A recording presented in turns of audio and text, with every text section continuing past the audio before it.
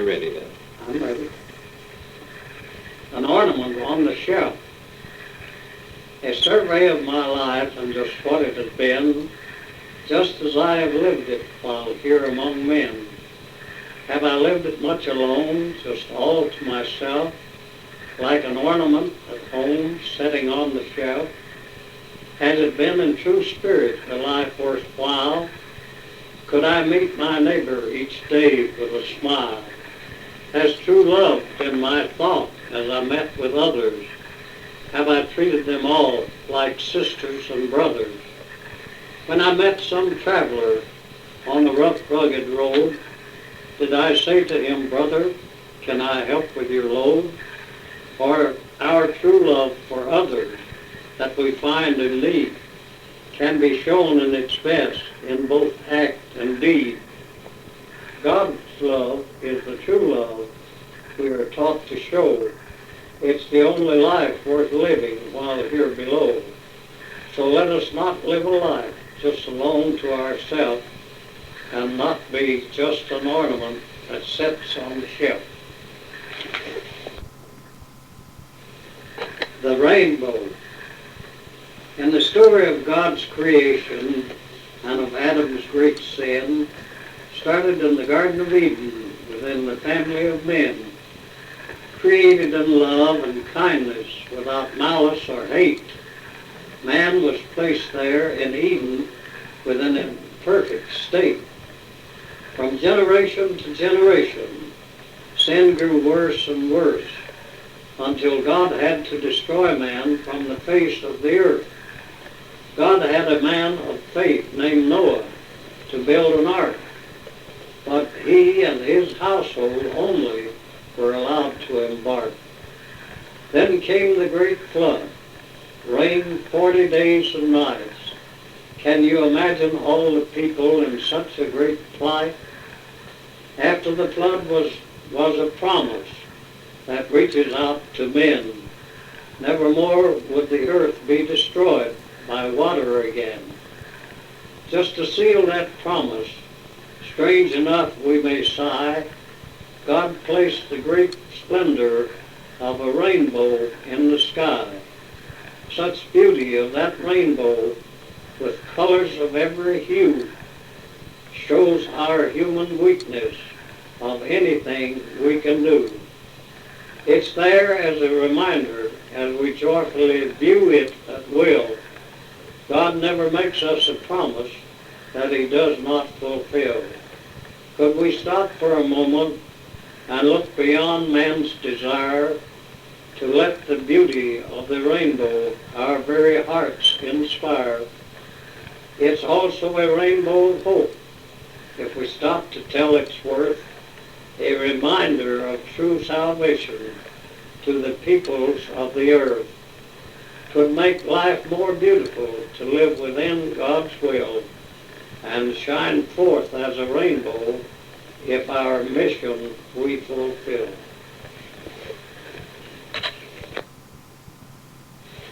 He planned it so.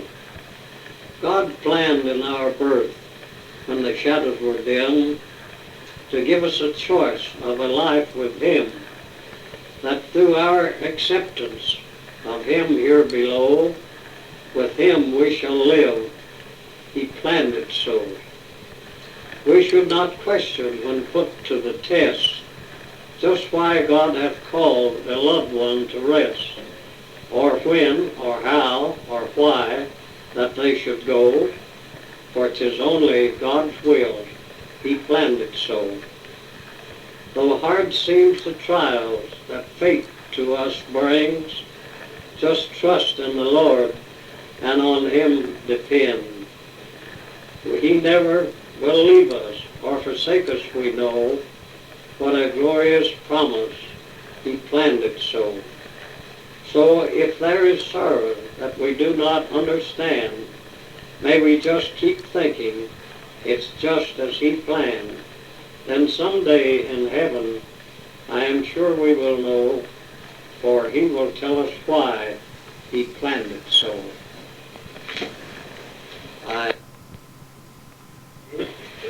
Top Weight Watchers.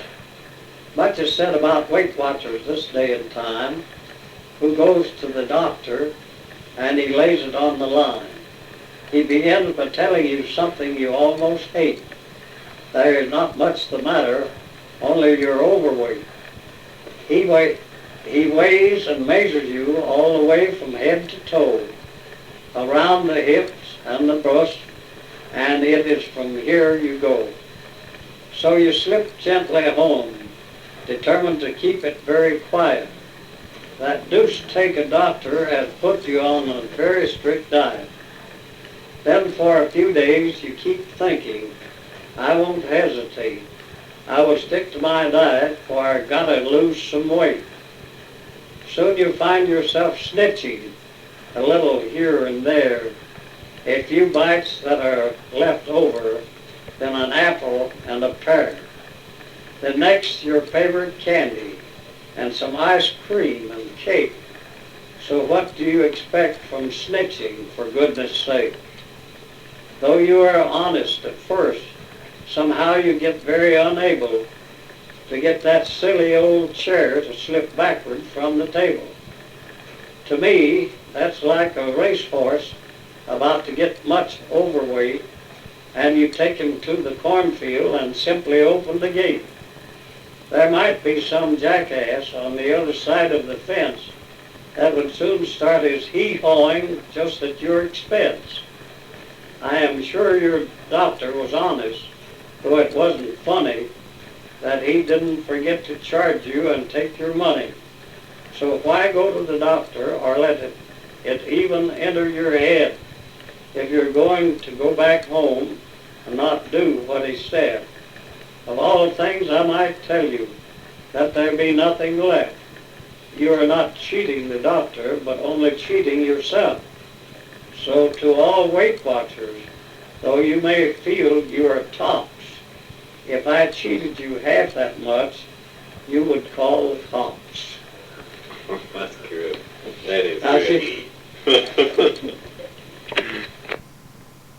Ask you about the street lights out here. They were the Princeton street lights, before they put in the ones they got me. You remember when Mitchell flipped? You don't remember when Mitchell was sheriff, do you? No. Or when he was, no, that was while he was chief of police. That got them off of Mitchell's. And now, how did you get them out of Princeton? Did they put them up for sale, or? Yeah, they put them up for They sale. were And selling. did you buy them, or who bought them out here? They put them to us. Yeah, I bought them and I put them in myself. I give them $5 a piece for them. So at one time they all lighted up. They actually lighted. They Oh, Yeah, it- yeah, we it's got a electric. switch here from the inside. Oh, they We still turned them off. light. Yeah, we did have one up here in the window, but we had three. We got one in the back and we had two in the front, and the wind last fall, but this remote broke it off. You had a hard But, time getting them out. Mitchell, well, he had a truck and he worked up there, Mhm. and they were selling them, you see, just, I guess kind of just to help out of those when they were putting the present lights in. So he brought down three, I guess it was, for the church up here, put in the churchyard. He saw them, and he asked him if he could get him some. He said yes, if they're not all gone. So he brought him down three, and he wired them and put them up himself. And, yeah, they were awful dirty and they're rusted, and he could Hey. Maybe you don't even remember when they changed the street lights in Princeton. Not at all. What year? Do you remember a year or close to it? Did you say you just been there 2 That was, years? Oh, he's just been in Princeton 2 years, Gilbert. This Oh. is back that. But that had to be a long time ago for that type of street light. Yeah. Oh, yes, Mhm. yes. And I don't know That how long they had him at Princeton. I couldn't tell you about that. Well, how long was this road right out here from dirt and gravel before you ever got any blacktop or hard surface to it? It's been since we've been here. We've been here 22, 3 years, 4 years. We've been living here for 24 years. Yeah, 24. 24 Come here years. February 1st of 52. Well, how many years was it after we moved here to Lake Blacktop?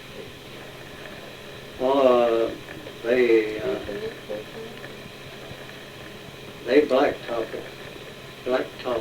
this end of it, from right up there, Over the hill, they're done. right up there out to 91, they blacktopped about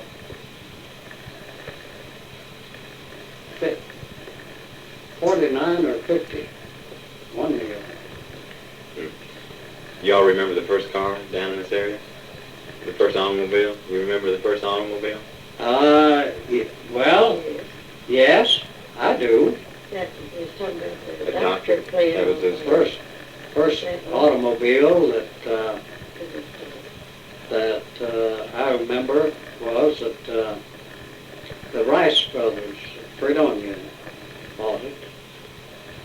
And about the same time, of course, not, it was a bit after that, why Dr. Bailey got one.